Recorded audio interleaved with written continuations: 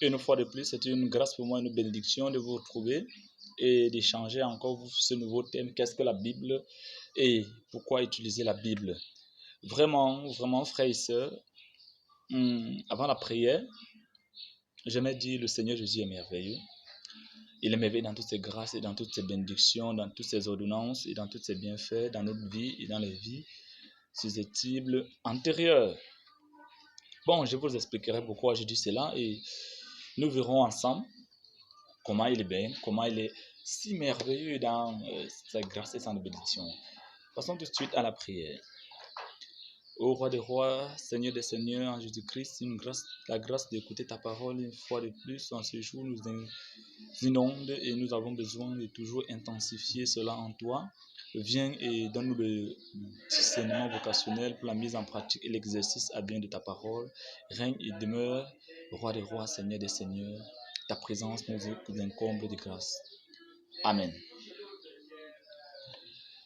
La Bible est définie par plusieurs comme une histoire, comme un recueil, comme un livre d'histoire, ayant été écrit par des hommes, ayant des historiques à raconter, c'est vrai.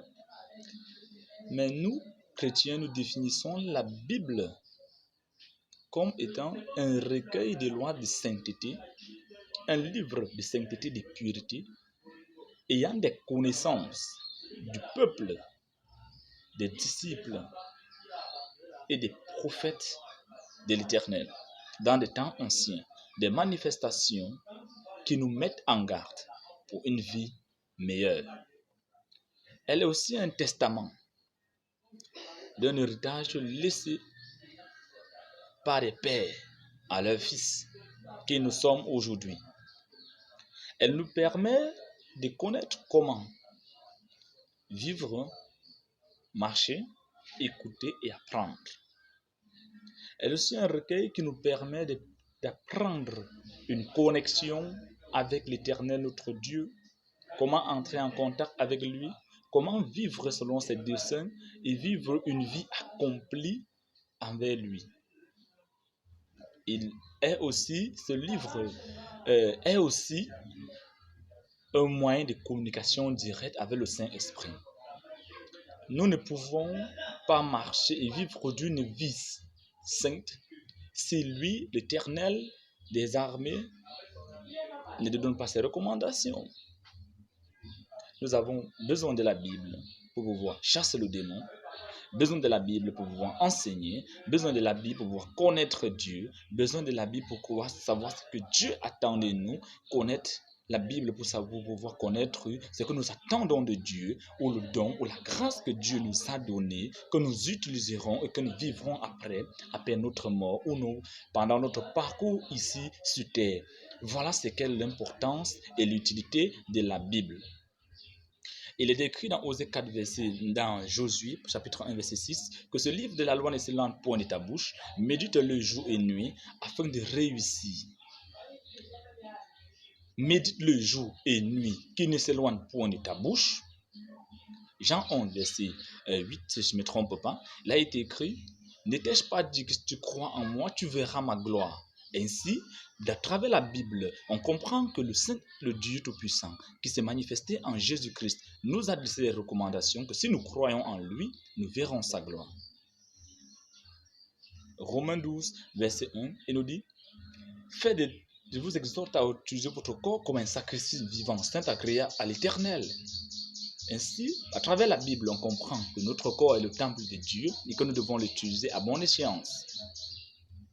Osée 4, verset 6, qui nous dit « Mon peuple périt faute de connaissances ».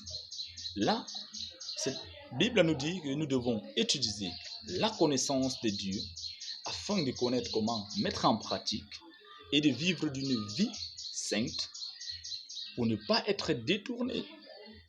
C'est aussi cette Bible qui nous apprend que Dieu est un sage investisseur et qui n'investit pas dans des personnes qui n'ont pas de valeur. Beaucoup connaissent l'utilité de la Bible. Je reviendrai sur Osée 4, verset 6 qui dit « Mon peuple périt faute de connaissances ». Si nous, peuple de Dieu, enfants dits de Dieu, nous n'étudions pas la Bible, nous ne nous y donnons pas, nous comprendrons que le malin, qui est Satan, pourra utiliser cette même Bible pour nous détourner de la vérité et nous conduire sur le mauvais chemin. Alors c'est ainsi un peu ça l'étude de la Bible relative, et donc je vous encourage à toujours lire, écouter la Bible à domicile, et ces merveilles et ces bontés, ces vérités qui se cachent dans le monde, ces choses d'Apocalypse qui cessent d'arriver, se trouvent à l'intérieur des Bibles. Lisons notre Bible autant que Dieu nous le permet, étudions, recevons la grâce qui nous a été donnée à travers la Bible pour éviter de tomber dans les plans du malin et pour ne pas avoir peur des vies et de ce qui nous arrive. Nous sommes dans des temps difficiles, alors que Apocalypse nous le dit, Apocalypse 1, Apocalypse 2, Apocalypse 5 nous le dit.